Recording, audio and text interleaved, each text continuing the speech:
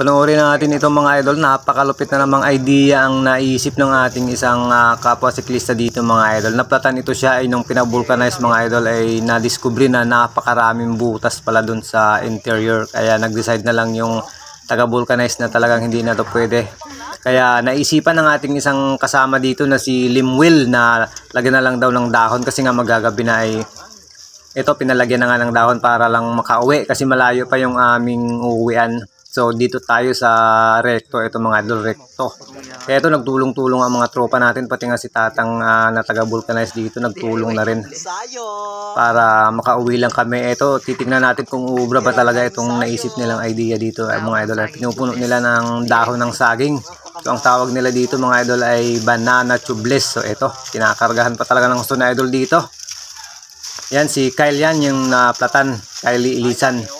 Ayan yung dalawang taga-vulcanize dyan mga idol, nagtulong-tulong na nga sila dito. Dahil nga magagabi na ay eto. Karga mga idol, karga. Yan. At ito na nga sinusubukan na nga ni idol na isauli yung gulong, ilak.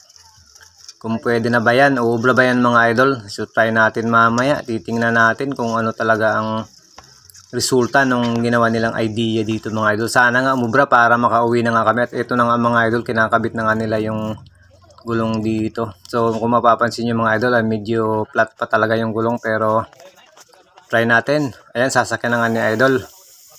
Eto, okay naman ang takbo. At eto na nga mga idol, medyo flat siya pero parang pwede namang gamitin. So eto na mga idol, mauwian na.